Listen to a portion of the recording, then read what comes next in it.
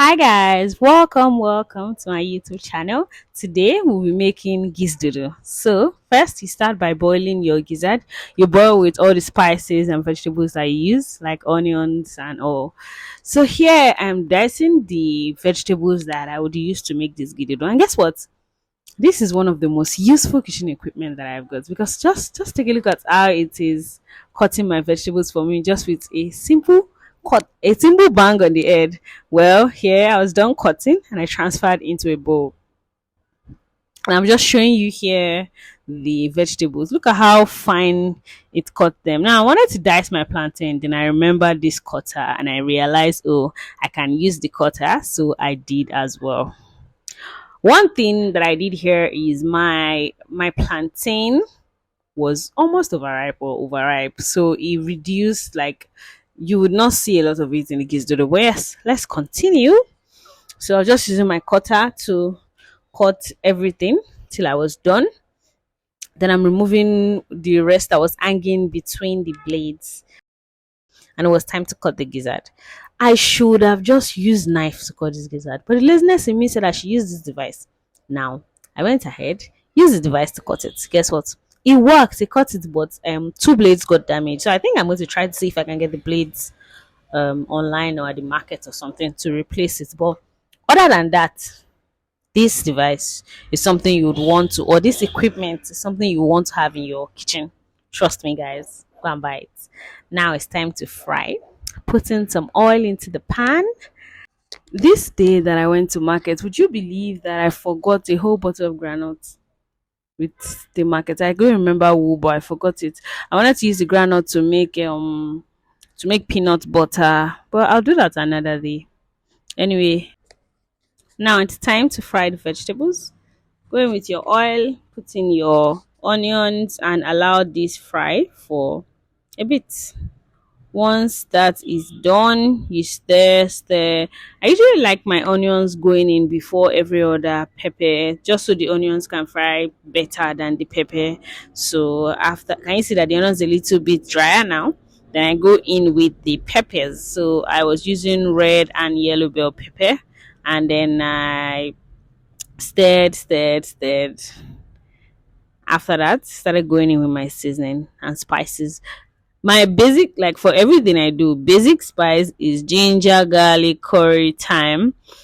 Every now and then I can add some paprika or some black pepper, but that's like basic. Everything I cook is just that some, it's not everything that I would like to put curry and thyme in. So those are the ones that I change from time to time. I'm still building my spices cabinet, so I'll keep updating you as we go and as I add new things to it. But yes, fry, and after that, now that I'm done frying the vegetables, I'm taking the vegetables out of the pan because this is the pan I intend to use to mix all my vegetables, plantain, and gizdodo together. So I'm just packing it out of it. So in this video, you would see that I use some tomato paste and some pepper to make it, because I intended to use it as like a sauce to eat my rice. So I didn't want it to just be meat, plantain, and vegetables while eating the rice. So I'm almost done taking the vegetables out of the pot. I took one more spoon out and I just left the rest, like, since I am still going to use the pot. I was lazy, let's just be honest. Then I put in some tomato paste, allowed it to, I put in another. This tomato paste is from the fridge, I kept it in the fridge from the last one that I used. So after that, I'm just trying to mash my tomato paste so that it can, be spread evenly around the pot and start to fry. You'll see now that it has done that. Then I go in with my pepper mix, just blended pepper, rodo, tomatoes, and tatache in the freezer. So I just put in 2 spoons, and that was enough for what I wanted to do. So I'm stirring it together now, trying to mix the already fried tomato paste with the pepper to get an even color. And at this point, like I said earlier, I'm using my spices mix, so ginger, garlic, paprika, curry, and thyme. After putting all of this together, I would let it fry for a little bit, stir. I think that I should get another award for best tier while food is cooking. So yes, the stew is fried now, or the pepper is fried now, and I'm going in with my gizzard. So just pour in your gizzard like you saw me do. Stir and make sure that the gizzard is well mixed with the pepper. Now go in with your plantain. If you watch this, you see that my plantains were sticky. Remember, I told you guys that I use overly ripe plantain. When you're making yours, don't use overly ripe plantain, okay? I'll probably do another video where I, explored making this again with different ingredients. I'll make sure I don't use wally ripe plantain there. So I am stirring everything together here, trying to ensure that the plantain and gizzard is properly mixed and evenly distributed in the pan. And I've done that. And I'm putting my vegetables now.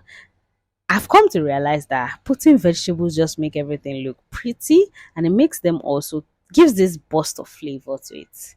There you have it, guys. Our Gizdodo is ready. Look at it now.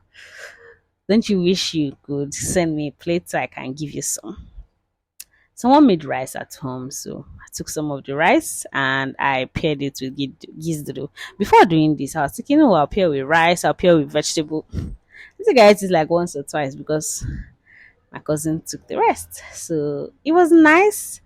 Tasted really nice. The only thing is that I should have used normally ripe plantain, not overly ripe plantain or mid ripe plantain. It would give that it would make it taste better, and it will not make the plantains hide. Thank you for watching, guys. I hope you enjoyed this. Bye, and see you in another episode. And I promise to be more consistent this time. Thank you.